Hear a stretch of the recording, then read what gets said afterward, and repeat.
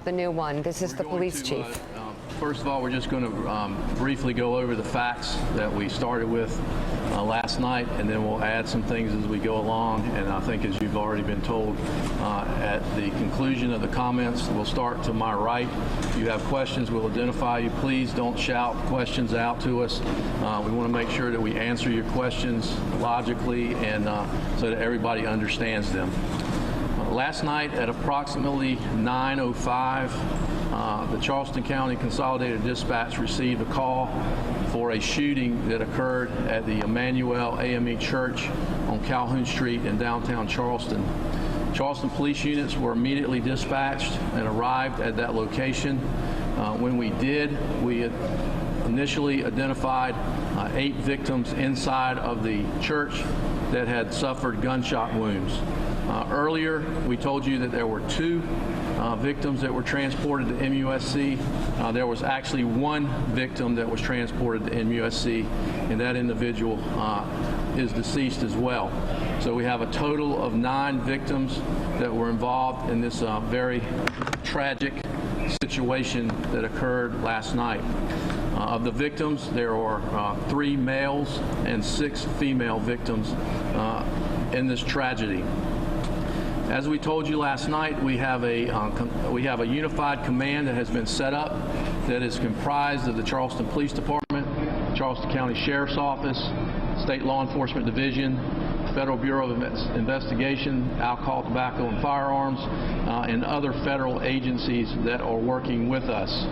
We are committed, we are determined, and we are definitely working right now with a number of agents and police officers in our region to identify the individual that we passed out to you about 1 hour ago that is the suspect in this case. This is a situation that is unacceptable in any society, and especially in our society, in our city. We are committed to do whatever is necessary to bring this individual to justice, and I am committed, and all the people that are working with us are committed to do whatever it takes to work as long as we have to. Our partners are committed. We are bringing in resources from Washington, D.C., from the FBI headquarters to help us. We've set up a hotline, as we mentioned earlier, 1-800-CALL-FBI. We have agents and police officers manning that phone. We will continue to man that phone until we've identified and arrested this suspect. It's critical that the members of the community who have seen the picture of the vehicle as well as the suspect to call law enforcement.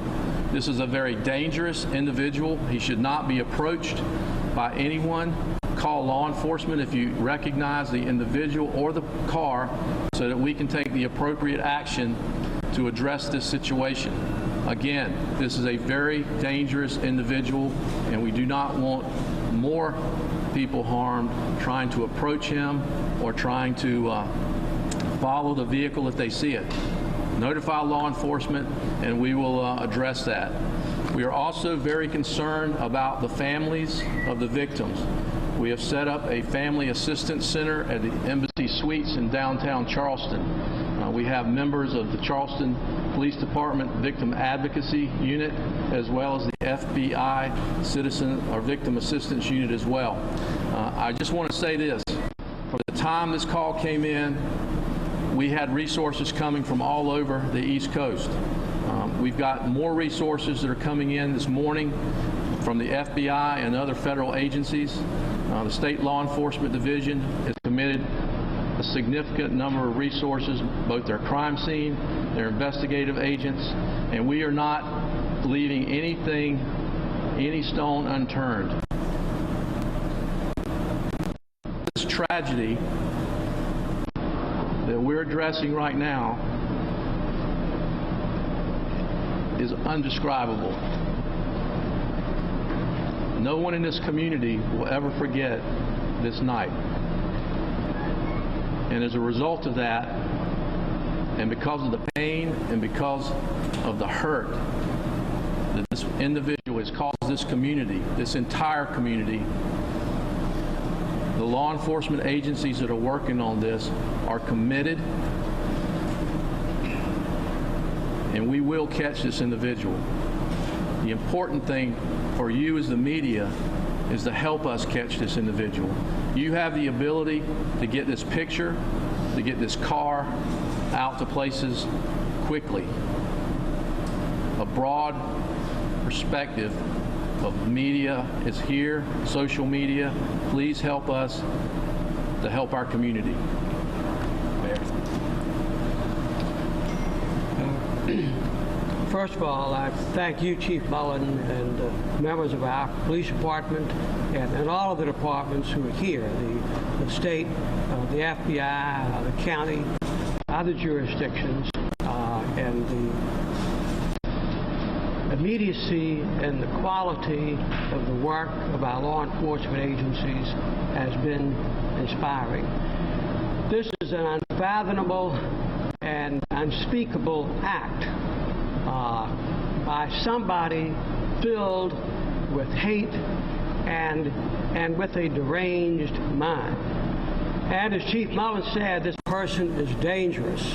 We need every tip we can get to bring this person into custody as soon as possible, and of course we'll make sure that he pays the price for this horrible act. In our community, which is a community together, people loving and respecting each other, it is a community that honors our religious institutions and respect the different cultures and beliefs.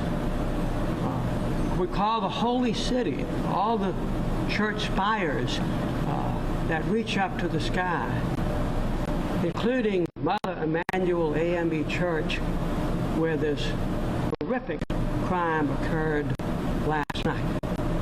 So, of all communities, in Charleston, you have a horrible, hateful person go into a church and kill people there to pray and worship with each other is something that is beyond incomprehensible and is not explained. But this is what all right, that's the Charleston Mayor, Joe Riley, speaking there at a news conference. We'll certainly go back to it as more information comes out.